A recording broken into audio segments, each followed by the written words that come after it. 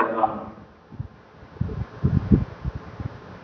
এই কোরআন শরীফের অনুকূলে কোরআন শরীফের মধ্যে যেভাবে ৬,৬৬৬ আয়াত রয়েছে, অনুরূপভাবে দরুদ শরীফের একটা কিতাব, দরুদ শরীফের অনেক কিতাব আছে।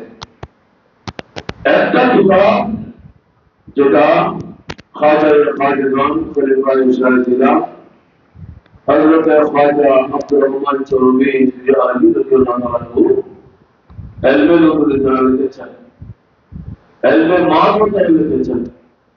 কারণ তিনি তো কোন প্রাতিষ্ঠানিক শিক্ষা অর্জন করেন নাই, তিনি ওস্তাদের কাছে পড়েছেন শুধু আলিফ বা তা সাফের জন্য।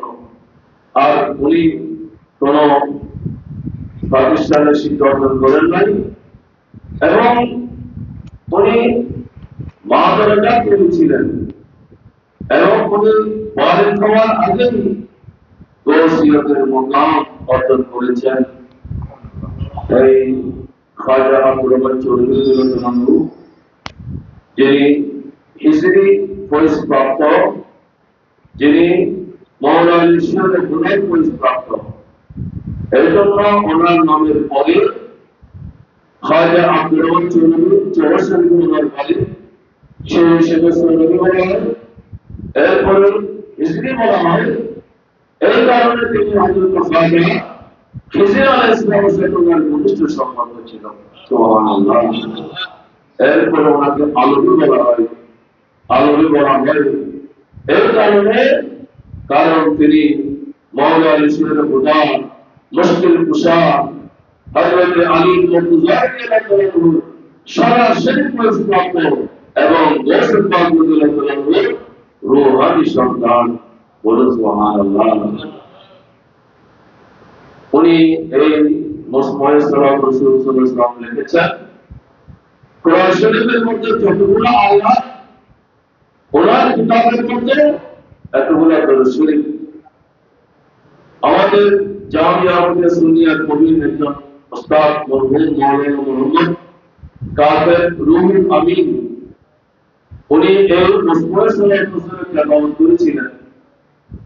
উনি একটা পরিসংখ্যান দিয়েছেন যে এই কিতাবের মধ্যে ৬,৬৬৬টা দরুদ শরীফ আছে। সুবহানাল্লাহ। যেখানে একবার দরুদ শরীফ পাঠ করলে সকল আশা পূরণ হয়ে যায়। একবার মাত্র দরুদ শরীফ পাঠ করলে 10টা সওয়াব আমলের মধ্যে লিপিবদ্ধ করা হয় এবং 10টা গুনাহ মাফ হয়ে যায়। জান্নাতের মধ্যে 10টা দরজা বানানো হয় একবার দরুদ শরীফ পাঠ করলে। আর আজকে আল্লামা জিয়াউর রহমান আল-কায়সারি মাদ্রাসা দিনের ব্যবস্থাপনায়, ওনার শেখ দিয়ে পরিবর্তন ব্যবস্থাপনায়, ওনার ব্যক্তি প্রতিযোগ ব্যবস্থাপনায়, আত্মীয়স্বজন ব্যবস্থাপনায় আজকে উনি এত বড় প্রতিমার আয়োজন করেছেন। আল্লাহ ওনার দাম্পত্য জীবনকে সুখে শান্তিময় করুন। আমিন।